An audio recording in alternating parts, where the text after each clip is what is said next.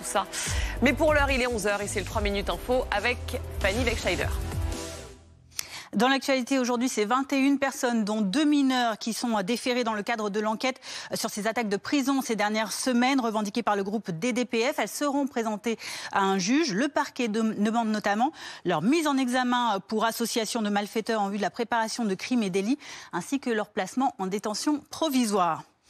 À quel point les grèves de la SNCF pour le pont du 8 mai affecteront-elles les usagers?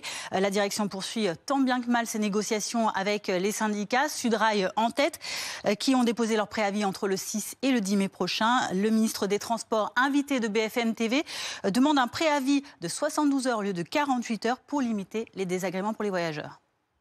J'espère que ça pourra se faire un jour, c'est que les grévistes se déclarent non plus 48 heures avant, mais 72 heures avant, pour pouvoir permettre à l'opérateur, et en l'occurrence à la SNCF, de prévoir un plan de transport et de prévenir les usagers en cas de perturbation. Je suis le ministre des usagers, il me paraît indispensable qu'ils puissent avoir avant tout l'information, même si c'est une information contraignante et s'ils doivent reporter leur déplacement ou changer de mode de transport, ils ont besoin de cette information pour se déplacer. 3 plaintes ont été déposées après les violences qui ont visé le stand du Parti socialiste hier lors de la manifestation du 1er mai à Paris. 4 militants et élus ont été insultés et agressés, légèrement blessés également, dont le député Jérôme Guedj, exfiltré du cortège. Ils ont été visés par des individus encagoulés, vêtus de noir. Plusieurs personnalités politiques, aussi bien de gauche comme de droite, ont apporté leur soutien aux victimes. Le ministre de l'Intérieur, lui, a dénoncé ces violences. C'est absolument lamentable, c'est inacceptable.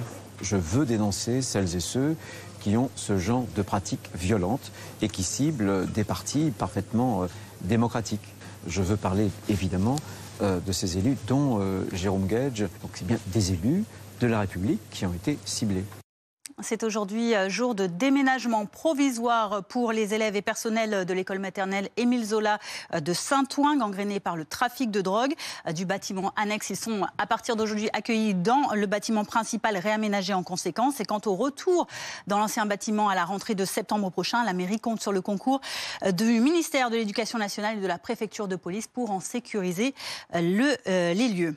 Le seul obstacle à la paix en Ukraine aujourd'hui, c'est Vladimir Poutine. La charge du chef de la diplomatie française, Jean-Noël Barrot, qui était en visite hier à Washington. Le ministre qui prépare un nouveau paquet de sanctions contre la Russie et qui souligne que l'Ukraine, elle, a tenu sa part du marché. De son côté, Volodymyr Zelensky a salué l'accord signé la veille avec les États-Unis sur l'exploitation de ces terres rares.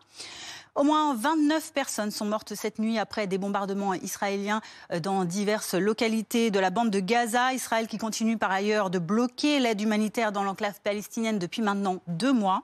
Ce matin, des militants ont dénoncé l'attaque d'un navire chargé d'aide au large de Malte, visé par des drones israéliens. En face, aucun commentaire pour le moment.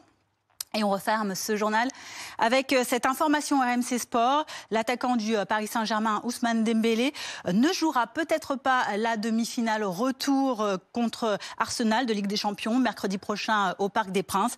L'unique buteur de la demi-finale aller souffre d'une petite lésion aux ischio-jambiers survenue à la suite de cette rencontre. Au repos, il espère une cicatrisation d'ici mercredi. Merci.